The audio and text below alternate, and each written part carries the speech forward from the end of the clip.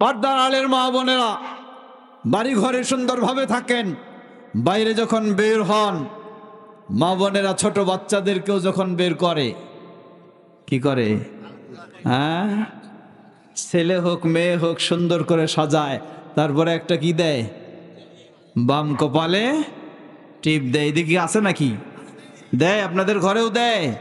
খেয়াল রাখবেন, যদি জিজ্ঞাসা করবেন কেন এই বাম কপালে কালো টিপ, জবাব ঘর থেকে বের হলে জিন শয়তানের আক্রমণ, বদনজর, বাতাস, হ্যাঁ, এটা থেকে বাঁচার জন্য কি কালো টিপ।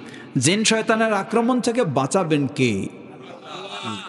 তাহলে আপনি আল্লাহর কাছে আশ্রয় না নিয়ে আপনি আশ্রয় নিলেন কার কাছে? কালো টিপ। আপনার বিশ্বাস তৈরি হয়েছে এই কালো টিপে কি করবে? জিন শয়তানের আক্রমণ থেকে বাঁচাবে। এর নাম কি? কোনো সন্দেহের সুযোগ আছে? কোনো সন্দেহের সুযোগ নেই। হয়তো বলবেন এটা মাধ্যম, না, এই মাধ্যম কেউ ইসলাম দেয়নি, ইসলাম এই মাধ্যমও দেয়নি। এটি প্রকাশ্য শিরক। এসেছে কার কাছ থেকে? ওই পার্শ্বে যে দেয়। হ্যাঁ, আমাদের তো পূর্বপুরুষ কি ছিল? মূর্তি পূজারী ছিল না? সেগুলি থেকেই সব এসেছে।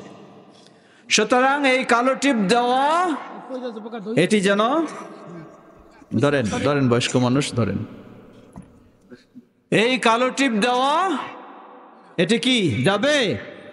শিরক না শিরক নয়? স্পষ্ট শিরক।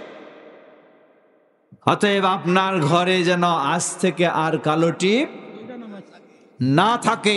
পর্দার আড়ালের মা বোনেরা আপনারাও সতর্ক হবেন। প্রশ্ন আপনাকে হয়তো বলে ফেলবে, ঠিক আছে কালো টিপ দিলাম না বাদ দিলাম, কিন্তু বাইরে তো গেলেই জিন শয়তানের আক্রমণ হতে পারে, বদনজর লাগতে পারে, সেগুলি থেকে আমার বাঁচার উপায় কি? জবাব লক্ষ্য করুন, ইসলাম কত সুন্দর। সহিহ মুসলিমের হাদিস, আল্লাহ রাসূল সাল্লাল্লাহু আলাইহি ওয়াসাল্লাম বলেন, যখন কোন মুসলিম ঘর থেকে বের হয়, কার নামে বের হবে? কার উপর ভরসা করবে? বের হওয়ার সময় বলবে বিসমিল্লাহ ওয়া তাওয়াক্কালতু আলাল্লাহ, বলেন ওয়ালা হাওলা ওয়ালা কুওয়াতা ইল্লা বিল্লাহ। আল্লাহ রাসূল সাল্লাল্লাহু আলাইহি ওয়াসাল্লাম বললেন, কোন মুসলিম যখন ঘর থেকে বের হয়, সত্যিই তার ঘরের বাইরে জিন শয়তান তাকে আক্রমণ করার জন্য অপেক্ষা করে, কিন্তু বের হওয়ার সময় যখন এসে বলে বিসমিল্লাহ ওয়া তাওয়াক্কালতু আলাল্লাহ ওয়ালা হাওলা ওয়ালা কুওয়াতা ইল্লা বিল্লাহ, তার এই বলা, এই দোয়া শোনার সাথে সাথে জিন শয়তানেরা একজন আরেকজনকে বলে কাইফা বিহি ওয়াকাদ হুদিয়া ওয়া উকিয়া, তোমরা কিভাবে তার জন্য অপেক্ষা করছো আক্রমণের জন্য, অথচ সে তোমাদের আক্রমণ থেকে নিরাপদ হয়ে গেছে। সুবহানাল্লাহ। এটি হাদিস সহিহ মুসলিম।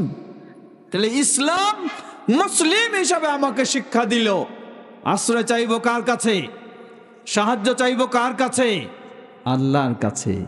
তা না চেয়ে চাইলাম কার কাছে? হ্যাঁ, কালো টিপের কাছে। কার কাছে? কালো টিপের কাছে। সুতরাং এটি স্পষ্ট শিরক। অতএব এই শিরক বর্জন করুন। প্রকাশ্য শিরক তো বুঝি, অস্পষ্ট কত বিভিন্ন ধরনের কথায় শিরক, কাজে শিরক, চিন্তাও শিরক।